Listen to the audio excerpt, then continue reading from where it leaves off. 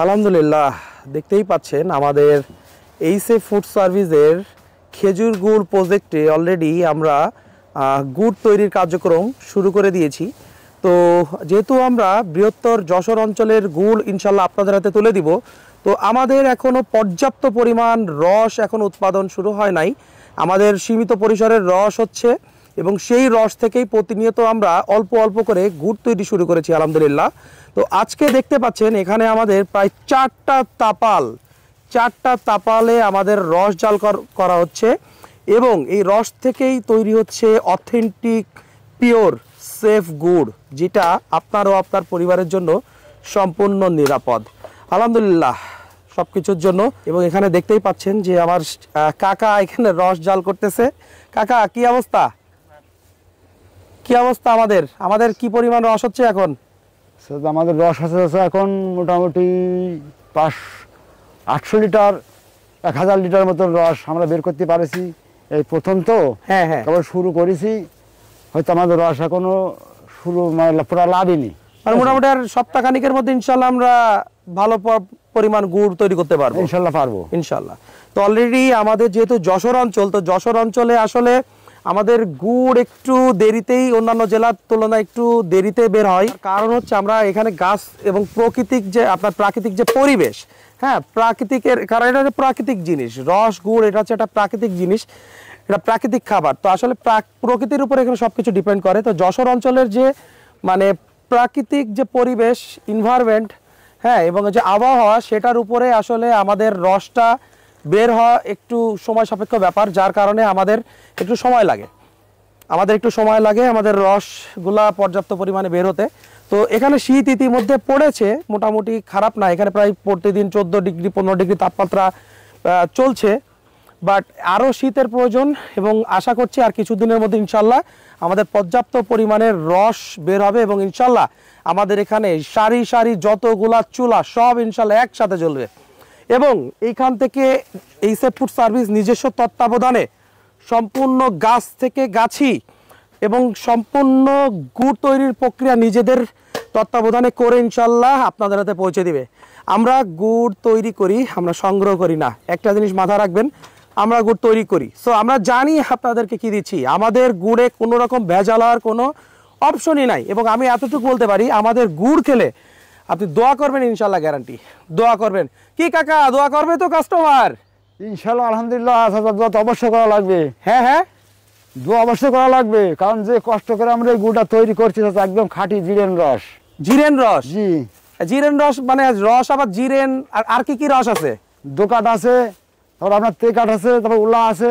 আচ্ছা, বুঝেছেন, রস 4 প্রকার রস আছে। 4 প্রকার? জি। সবচেয়ে ভালো রস কোনটা? সবচেয়ে জিরেন রস। জি। তা আমরা কোন রসের গুড় তৈরি করতেছি? আমরা অরিজিনাল জিরেন রস তৈরি করছি। জিরেন রস? জি। আসলে জিরেন রস কোনটারে বলে বা জিরেন রস কিভাবে হয়? এটা কিভাবে চলে শোনেন, ওই বাচ্চা জিরেন রস হয় 5 দিন পর একদিন গাছ কাটা হয়। 5 দিন পরে? জি, 5 দিন পরে ওই গাছটা শুকিয়ে কনকনে হয়ে যায়। আচ্ছা। আর ওই গাছটা কাটা হয়, তো ওই গাছটা সকালবেলা পারলে ওইটা জিরেন হয়। আচ্ছা। আর ওইটা সকালবেলা বানলি ওইটা বিকেলে খোলা হয়, ওইটা হচ্ছে উলা হয়। আচ্ছা। উলার আপনার টক গুড় হয় ওইটাই। আর তারপরে ওই বিকেলবেলা বানলি ওইটা হচ্ছে দোকাট রস। আচ্ছা। ওইটা পরের দিন সকালে খোলা হয়, ওইটা রাতের রস, তো ওইটা হচ্ছে আপনার দোকাট রস হয়। আচ্ছা। আচ্ছা, দোকাট হয়ে গেল, তারপরে আপনার যদি ওই পরের দিন গাছ গললি ফের বান্ধা হয়, ওটা তেকাট রস হয়। বুঝেছেন, ওই তেকাটটা রসটা দেখা আছে যে আমরা হচ্ছে গরুর খাওয়াই দেই, আর নাইলে গরুরে খাওয়া, ফেলে দিই, জায়গাটা ব্যবহার নেওয়া হয় না আর কি। আচ্ছা, বুঝেছেন, আর না বানলাম গাছে। আচ্ছা, তা আমি যদি বলি যে আসলে আমাদের এই যে যশোরের খেজুরের রস, যশোর জেলার গুড় অন্যান্য জেলার তুলনায় এই যে বিখ্যাত, এই বিখ্যাত হওয়ার কারণ কি কাকা? বিখ্যাত হওয়ার কারণ হচ্ছে যে অনেকটা হয় মাটির গুণী। বুঝেছেন, মাটি। জি, অনেক জায়গায় বেলে মাটি, নুনতা মাটি আছে। বুঝেছেন। আচ্ছা। নুনতা মাটির গুড় হয়তো ভালো হয়, নুনতা হয়। আচ্ছা। আর আমাদের দেশের মাটিগুলো ভালো। বুঝেছেন, মোটা মাটি, মানে সৌন্দর্য মাটি। এই যে মাটির গুণে আমাদের গুড়টা খুব পরিষ্কার হয়। আচ্ছা। গুড়টা ভালো হয়, এই জন্য অন্য জায়গাতে আমার গুড়ির তুলনা ডিফারেন্স হয়, অনেক ডিফারেন্স হয়। কারণ আমাদের গুড় অনেক ভালো হয়, এই নাম আছে গুড়ির। তারপর যে কোনো গুড়ি বলেন না কেন, আমাদের এলাকায় যশোরের গুড়ি মানে গুড় হবে না। কেন, মানে না হওয়ার কারণ কি? না হওয়ার কারণ এসে মাটির গুণি হয়।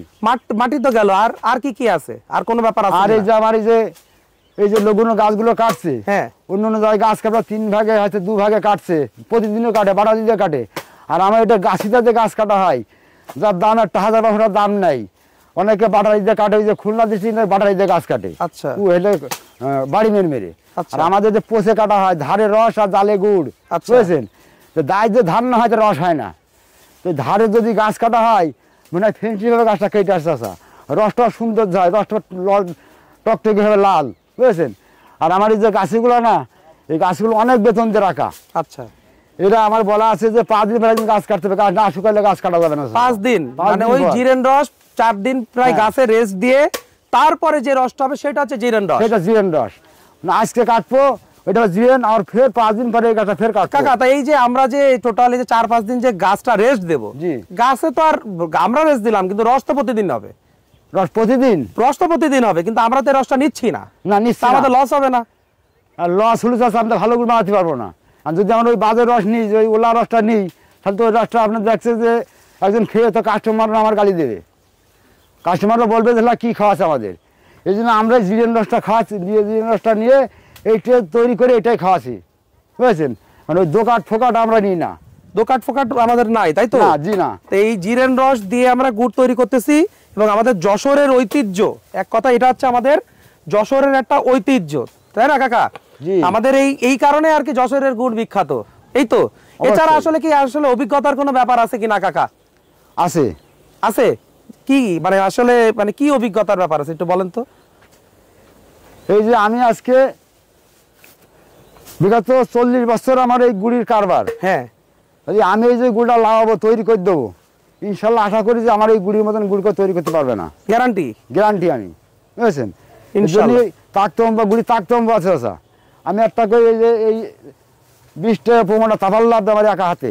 আপনি একাই তো টোটাল আমাদের প্রজেক্টে সব গুড় তৈরি করতে? কিন্তু আমার কিন্তু বহুতগুলো গাছই আছে, হ্যাঁ, কিন্তু এই গুড়টা কেউ লাগাবে না, গুড়টা আমি একা লাগাবো, এটা কেটে দেবে আর আমি গুড়টা তৈরি করবো। এই যে সবাই প্রসেস করে দিচ্ছে, কিন্তু গুড়টা অ্যাকচুয়ালি বীজ মারা থেকে শুরু করে একজন গুড়টা তৈরি করার দায়িত্ব হচ্ছে আপনার। আমি একা বীজ মারবো, এক হাতে লাগাবো গুড় করা, এই লাগানোর তাকতম্ব আছে, বুঝেছেন? আচ্ছা, দেখা যাচ্ছে একটা গুড় লাভি ফেললাম, এই গুড়টা একটু নরম হয়ে গেল লাগানো, হ্যাঁ, ওইটা আপনার ঝোল হয়ে যাবে, ঝোল হয়ে যাবে, দেখা যাচ্ছে দানা কম হবে। আচ্ছা, কিন্তু এটা পেয়াল ফেলে দানা হতে হবে ঠিক একই রকম গুড়টা হতে হবে, কোয়ালিটি, বুঝেছেন? লাগানোর তাকতম্ব। তার মানে একই রকম গুড়ের কোয়ালিটির জন্য অভিজ্ঞতার ব্যাপার আছে। জি চাচা। তার মানে গুড় তৈরি করে জাল দিলেও গুড় হবে না, কি কাকা? না। এছাড়াও কাকা আমাদের যে গাছিরা আছে, গাছিদের অভিজ্ঞতার ব্যাপার আছে না? জি আছে। আমার এই গাছিরা যদি গাছ আমি কাটতে কইছি 5 ভাগ আছে, 4 ভাগে কেটে দেয়, হ্যাঁ, তাহলে তো গুড়টা ভালো হবে না। মানে আপনার রস আপনি দেখলে বুঝে ফেলবেন, রস দিকে বুঝে ফেলবো আমি যে আমার রসটা ঘোলা হচ্ছে, তখন আর গুড় ভালো হবে না। না, গুড় ভালো হবে না। আমার এই রসটা হতে হবে ঠিক টকটকে, পরিষ্কার রস হতে হবে। আমি রস দেখলে বুঝে ফেলবো যে আমার রসটা ঘোলা হয়েছে, এই রসটা চলবে না। আচ্ছা, এই জন্যই গাছিকেরও অনেকটা ইয়ে আছে, গাছিরা গাছ যদি দায় ধান না দিয়ে গাছ কাটে, ওই গাছের রস হবে ঘোলা, কিন্তু দায় ধান দিয়ে যখন গাছ কাটতে পারে গাছি, তখন আমার রসটা ঘোলা হবে না। গাছিকে তো অবশ্যই আছে, এক গাছি তার কাছে বোঝেই না, হয়তো সেটি মেরে কেটে চলে আসলো, ওই রসটা পরিষ্কার হবে না।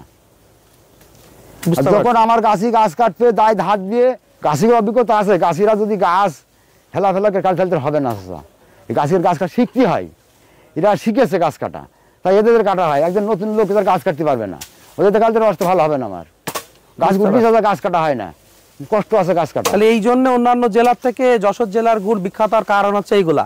জি, কারণ যশোরে অভিজ্ঞ গাছির সংখ্যা বেশি, কি কাকা? জি, আপনাদের মতো অভিজ্ঞ গাছির সংখ্যা বেশি, যার কারণে গুড়ের গুণগত মান কোয়ালিটি হয় অনেক উন্নত।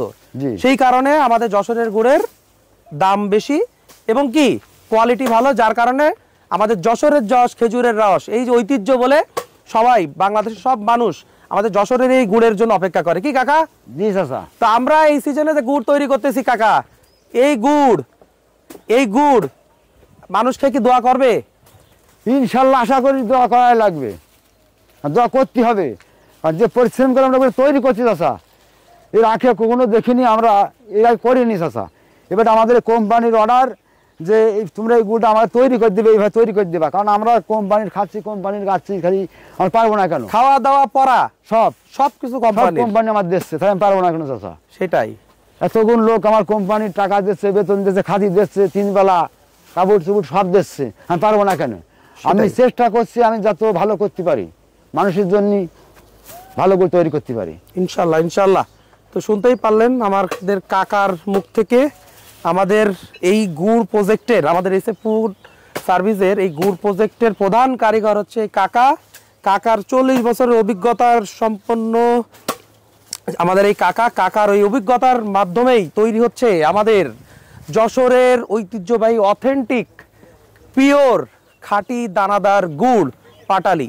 ইনশাল্লাহ এই গুড় এবং পাটালিগুলা পৌঁছে যাবে আপনাদের হাতে।